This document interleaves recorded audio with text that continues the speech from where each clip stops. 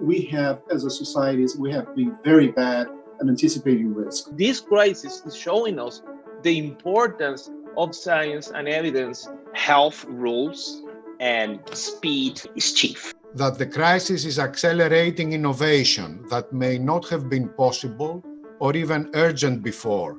The essential public infrastructure of having electrification and universal broadband is critical for business, but it's so important for education. 80% of the people who lost their jobs because of COVID were women or youth. Citizens don't have the capabilities. It's not only about access to the internet, it's about capabilities. Why did this fail so badly? And I think those questions need to be asked. It wasn't a black swan event, I agree with that. As a health professional, pandemics are on everybody's radar. It's really based on two fundamental human imperatives, and that's transparency and trust.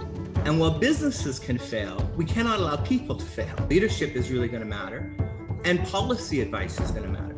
I chair the risk committee of many public listed companies, 3 of them, in fact, and I can assure you that the biggest issues that we face were not on those risk frameworks. How do you rebuild to make the future economies more resilient to other risks? The next risk is geopolitical crisis related to inequality and climate change. Cities, they have a more facility to work with all sectors of society. We have learned that we need to ensure the infrastructure is there, the knowledge is there, the connectivity, collaboration, and solidarity has to be there. We universities, we have to rethink many of our traditional models. We need to work harder from the education sector, but from government, policy, financing, on investing on people.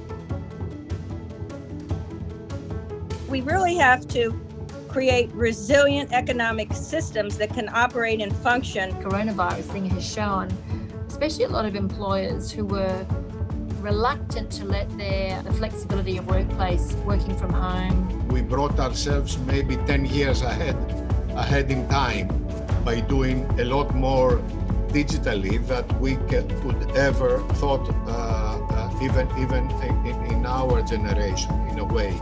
How do you enable learning experiences, distant learning experiences, with limited technology, limited space, almost no good internet? And this is the real situation for many people in the world. This provides a lot of lessons around, governments, local governments, and the role, private sector, and how important are partnerships. Building better infrastructure around the world that paves the way to a more resilient society, and I think of climate change, is going to be fundamental.